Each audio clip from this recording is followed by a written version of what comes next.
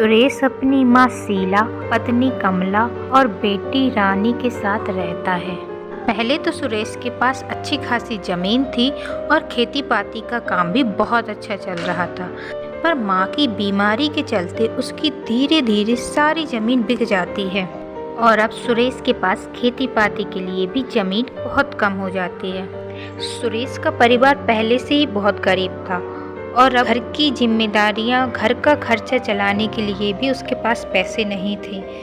इसी बात को सोचकर उसने गांव के एक जमींदार से कुछ पैसे उधार लिए। चूंकि सुरेश के पास बहुत कम जमीन बची थी और उसमें अनाज भी बहुत कम पैदा होता था, जिसमें से आधा वो अपने घर के खाने के लिए और आधा बेचकर अपनी माँ की बीमारी और थोड़ा बहुत कर्ज चुकाने में लगाता था। पर इतने से उसका गुजारा नहीं हो पा रहा था। ना तो वो सेठ का कर्ज चुका पा रहा था और ना ही घर खर्च के लिए पैसे ही हो पा रहे थे। एक दिन सेठ जी उसको अपने घर बुलाते हैं और बोलते हैं, सुरेश, जो तूने कर्जा मुझसे लिया है वो तू कब चुकाएगा? मालिक, आप तो जानते हैं मेरी हालत के बारे में। मैंने क्या तेरा ठेका ले रखा है? तू मेरे पैसे कब देगा, बस ये बता। मालिक, पैसे तो नहीं है अभी मेरे पास। जैसे ही फसल बिकेगी सबसे पहले मैं आपके पैसे देने की कोशिश करूँगा। नहीं, कोशिश नहीं, मुझे पैसे चाहिए, पैसे। मालिक, मेरे घर में मेरी बूढ़ी माँ है, उन्हीं की दवाई के लिए मेरे पास पैसे नहीं होते। मैं आपको पैसे कैसे दूँ? मैं ये सब नहीं जानता, मुझे बस मेरे पैसे चाहिए। तू चाहे कैसे भी मेरे पैसे ला कर दे, बस जल्द से जल्द मुझे मेरे पैसे मिल जाने चाहिए। वरना जो तेरी ज़मीन है ना, वो भूल जाना कि कभी तेरी थी, उस पर मेरा कब्जा होगा अब, और साथ ही साथ तेरा घर भी मेरे हाथों में आ जाएगा। पर मालिक, आप मेरा घर ले लेंगे तो हम लोग कहाँ रहेंगे? कृपा करके हम पर दया करो मालिक। इतना कहकर सुरेश की आंखों में आंसू आने लगते हैं और वो फूट फूट कर रोने लगता है। सुनो सुरेश, मुझे मगरमच्छ के आंसू मत दिखाओ। जिसे देखो पैसे लेने चला आता है और देने के टाइम पे ये मगरमच्छ के आंसू दिखाने लगते हैं। और सुनो, जल्द से जल्द मेरे पैसे लौटा देना, वरना मुझसे बुरा कोई नहीं होगा। मालिक, आप तो जानते हैं कि इस बार कितनी बारिश हो रही है और खेतों में फसलें लगी खराब हो जा रही हैं। कौन खरीदेगा खराब फसलों को? आप तो जानते हैं सब कुछ, फिर भी आप इस तरीके से व्यवहार कर रहे हैं। तो मैं क्या करूं? मैंने करवाई है क्या बारिश? मैंने बोला था कि भगवान को बारिश करो, मुझे बस मेरे पैसों से मतलब है, समझ गया तू? सेठ जी की बातें सुनकर सुरेश की आंखों में फिर से आंसू आ जाते हैं और वो उन्हीं के सामने बैठकर रोने लगता है। सुन सुरेश, अब मुझे कोई बात नहीं सुननी तेरी, और ये आंसू बहाकर मेरा दिमाग खराब मत कर। मैं तुम्हारे पास 2 महीने बाद आऊँगा, तुम्हारे पास पैसे होंगे तो ठीक है, वरना अपने लिए रहने का दूसरा ठिकाना ढूंढ लेना। और तब ये आंसू मत बहाना मेरे सामने, और अब दफा हो जाए यहाँ से। इतना कहकर सेठ जी उसको एक जोर की लात मारते हैं और सुरेश वहाँ से रोता हुआ अपने घर वापस आ जाता है। सुरेश की पत्नी और बेटी घर के बाहर सुरेश का इंतज़ार कर रही होती हैं। उसकी बेटी जैसे ही देखती है तो दौड़ी चली आती है। पापा, पापा आप आ गए? माँ देखो ना, पापा आ गए। अरे रानी बेटा, तुम यहाँ क्या कर रही हो? तुम आज अपनी सहेलियों के साथ खेलने नहीं गई? पापा मैं तो खेलने ही जा रही थी, मैंने आपको देखा इसलिए रुक गई।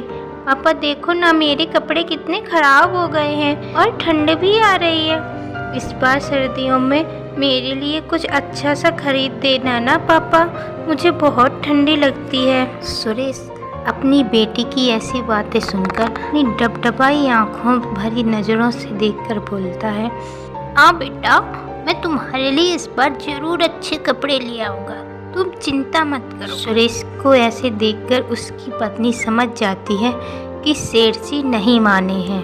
अरे बेटा, तुम यहाँ अभी तक क्यों खड़ी हो? जाओ अपनी सहेलियों के साथ खेलना, देखो वो कब से तुम्हारा इंतजार कर रही है। हाँ माँ, अभी जाती हूँ। रानी के जाने के बाद क्या हुआ जी, आप इतने परेशान क्यों हैं? कमला अपने पति से बोलती है। क्या बताऊँ कमला, मैं सेठ जी के पास गया था। तो क्या कहा उन्होंने? क्या कहेगा, पैसे मांग रहा था, पर मेरे पास तो है ही नहीं, तो मैं कहाँ से दूँ? तो आपने बोला नहीं कि अभी हालत खराब है, जैसे ही ठीक होते हैं तो देने की कोशिश करेंगे। मैंने तो उसको सब कुछ बोला, बहुत मिन्नतें करी, पर वो नहीं माना। अगर मैंने इस बार उसके पैसे टाइम पर नहीं दिए तो वह मेरे घर और ज़मीन दोनों को हड़प लेगा। और अब सर्दियाँ भी आ रही हैं, न जाने अब क्या होगा। आप चिंता नहीं करो जी, हमने कभी किसी का बुरा नहीं किया है, तो भगवान हमारा भी बुरा नहीं करेगा। आप देखना, कोई ना कोई रास्ता जरूर निकल आएगा। तब तक अंदर लेटी सुरेश की माँ कमला और सुरेश की सारी बातें सुन रही थी और वो उनको आवाज़ देकर बुलाती है। सुरेश, ये सुरेश, इधर तो आ बेटा। क्या हुआ माँ? यहाँ आ बेटा, मेरे पास बैठ। बेटा, मैं तो अब बूढ़ी हो चुकी हूँ, तो मेरी ज़्यादा फिक्र मत किया करो, और जो तुम मेरी दवाई के लिए खर्च करते हो ना, वो अब करना बंद कर दो। अब मेरे लिए दवाइयाँ लाना बंद कर दो।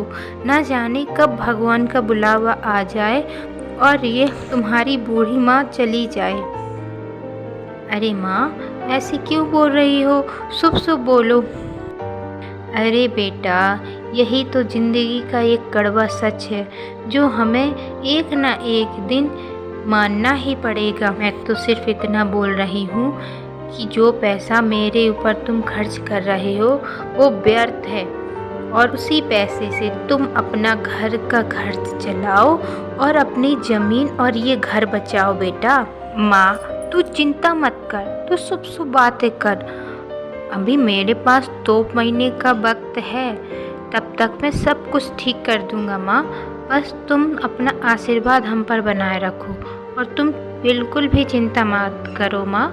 तुम बस आराम करो और जल्दी से ठीक हो जाओ। ऐसा कहकर सुरेश भी सोने के लिए चला जाता है। बारिश इस बार कुछ ज़्यादा ही हो रही थी, जिसकी वजह से सुरेश की आधी फसल भी खराब हो चुकी थी। पैसे ना होने की वजह से वो अपनी माँ को ठंड से बचाने के लिए एक कंबल भी नहीं ले पा रहा था। अपनी माँ को फटे पुराने कंबल में ठंड से कांपते हुए देख उसकी रूह कांप जाती थी। एक दिन वो अपनी पत्नी से, कमला, अब हम क्या करेंगे? कैसे इस सर्दी से बचेंगे और कैसे सेठ जी से बचेंगे? कुछ ही दिनों बाद वो हमारे घर पे कब्जा करने के लिए आ जाएगा। मैं कैसे तुम लोगों को बेघर होने से बचाऊं और कैसे अपने आप को उस सेठ से छुड़ाऊं? कमला अपने पति की बातें चुपचाप सुन रही थी, क्योंकि उसके पास कुछ भी जवाब नहीं था। ऐसे ही समय निकलता गया और एक दिन सेठ कुछ लोगों के साथ सुरेश के घर आता है। क्यों रे सुरेश, हो गया पैसों का इंतजाम? नहीं मालिक। अरे वाह, अब तू जानता है ना कि तेरे साथ क्या होगा। मालिक, हम पर रहम करो मालिक, सर्दियाँ आ गई हैं, हम कहाँ जाएंगे?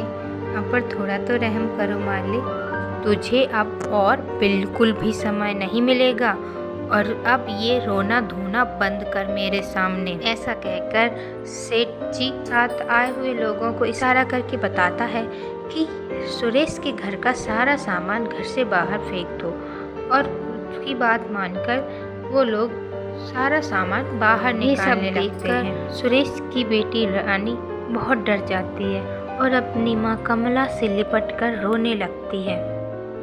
सुरेश ये देखकर मालिक से बोलता है, मालिक, हम पर थोड़ा तरस करो। मैं अपनी बीमार माँ और अपनी छोटी सी बच्ची को लेकर इतनी ठंड में कहाँ जाऊँगा? मालिक, हम पर तरस करो मालिक, मेरी माँ ठंड से मर जाएगी मालिक, हम पर कृपा करो मालिक। पर जमींदार उसकी एक नहीं सुनता है और उसका सारा सामान निकाल के घर से बाहर फेंक देता है। सुरेश और उसकी पत्नी कमला सारा सामान समेटने लगती है और उसकी माँ और छोटी सी बेटी एक तरफ बैठी हुई ये सब देख रहे होते हैं। सुरेश अपनी माँ, पत्नी और बेटी के साथ घर के बाहर ही एक पेड़ के नीचे बैठ जाता है और जैसे रात बढ़ती है ठंड का कहर भी बढ़ने लगता है और कोहरा बढ़ने लगा। ठंड से बचने के लिए उनके पास कंबल भी नहीं थे और जो थे वो इस हालत में नहीं थे कि उससे ठंड बच जाए। धीरे धीरे रमेश की माँ की हालत बहुत ख़राब होने लगी, उसकी तबीयत बिगड़ने लगी। सुरेश अपनी माँ को ठंड से बचाने के लिए आग जलाता है, जिससे उसकी माँ को थोड़ा आराम मिलता है। कुछ दिन ऐसे ही बीत गए और सुरेश की माँ शोभा ठंड बर्दाश्त नहीं कर पाई और इस दुनिया को छोड़ के चली गई। सुरेश पर मानो दुखों का पहाड़ टूट पड़ा था। अपनी माँ को अपनी आँखों के सामने दम तोड़ते हुए देख उसे बहुत दुख हुआ और ठंड की वजह से उसकी बेटी रानी भी बीमार रहने लगी थी। अपनी माँ को तो उसने खो दिया था, पर अपनी बच्ची को वो खोना नहीं चाहता था। वो लोगों के खेतों में जाके काम करने लगा और उसकी पत्नी कमला भी लोगों के घरों में जाके झाड़ू पोंछा का काम करने लगी। सुरेश ने गांव के बाहर ही एक झोपड़ी बना ली थी। अब सुरेश के पास अपने परिवार को पाने के लिए एक छत थी और ठंड से बचाने के लिए थोड़ा बहुत सामान भी था। अब उसकी बेटी की तबीयत भी ठीक होने लगी थी, पर सुरेश को अपनी माँ को खो देने का गम अभी भी था। अपनी इस गरीबी और ठंड की वजह से उसने अपनी माँ को खो दिया था।